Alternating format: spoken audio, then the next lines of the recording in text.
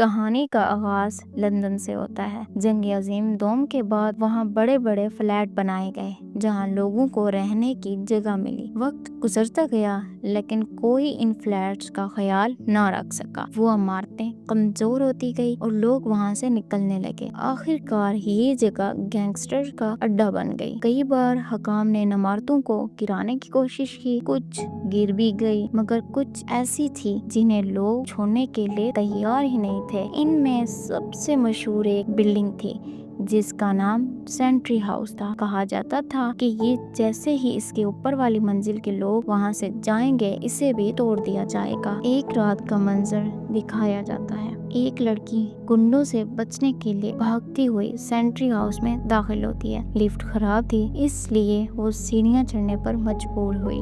اوپر پہنچ کر اس نے سب دروازوں پر مدد مانگی مگر کوئی بھی اسے پناہ دینے پر راضی نہ ہوا۔ سب نے دروازے بند کر دیے، کچھ نے تو اضافی تالے بھی لگا لیے۔ اتنے میں گنڈے پہنچ گئے اور اسے مارنے لگے۔ یہ سب کچھ بیکی کے فلیٹ کے سامنے ہو رہا تھا۔ اس نے پولیس کو فون کیا مگر کال نہیں ملی۔ خطرہ دیکھ کر بیکی خود باہر نکلی مگر گنڈوں نے اسے بھی مارا اور وہ بے ہوش ہونے لگی۔ اسی دوران گنڈوں نے نک کو قتل کر دیا اور لاش اٹھا کر لے گئے۔ اگلی صبح پولیس پہنچی، انہیں نک کی لاش ملتی ہے۔ تفتیش شروع ہوئی اور بیکی کے دروازے پر بھی دستک دی گئی۔ پولیس چاہتی تھی کہ وہ گواہی دے تاکہ مجرم پکڑے جائیں مگر بیکی نے کہا کہ اسے کچھ معلوم نہیں، یہاں تک کہ جب تفتیشی افسر نے کہا کہ وہ اسے مکمل تحفظ دیں گے تب بھی بیکی نے کہا نہیں مجھے کچھ معلوم نہیں، اور اس نے دروازہ ان کے منہ پر بند کر دیا۔ 3 ماہ گزرتے گئے۔ اب دکھایا جاتا ہے کہ ایک گینگسٹر کرایہ یا ٹیکس لینے آتا ہے۔ لوگ اسے پیسے دے کر اپنی حفاظت کراتے تھے۔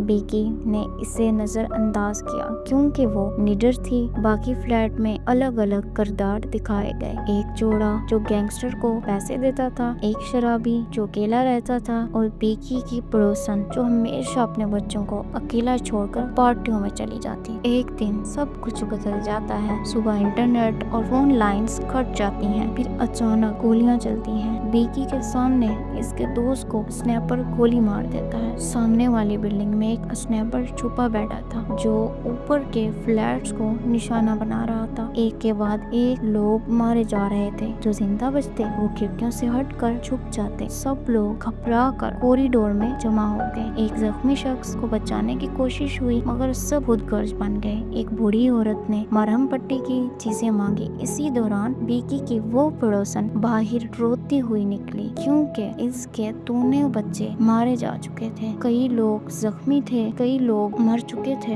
بیکی اور اس کا ساتھی ایک زخمی آدمی کو گھسیٹ کر باہر لاتے ہیں مگر وہ اپنی بیوی کی موت دیکھ کر ٹوٹ جاتا ہے۔ پھر وہ کرٹس کے فلیٹ میں جاتے ہیں جو سو رہا تھا۔ بیکی اسے جگاتی ہے مگر کرٹس انہیں دشمن سمجھتا ہے۔ بیکی اسے سب حقیقت بتاتی ہے مگر وہ مانتا ہی نہیں۔ آخر جب اس نے پردہ ہٹایا تو اسنائپر کی گولی اس کے بیڈ پر لگتی ہے اور تب جا کے کرٹس کو یقین آتا ہے۔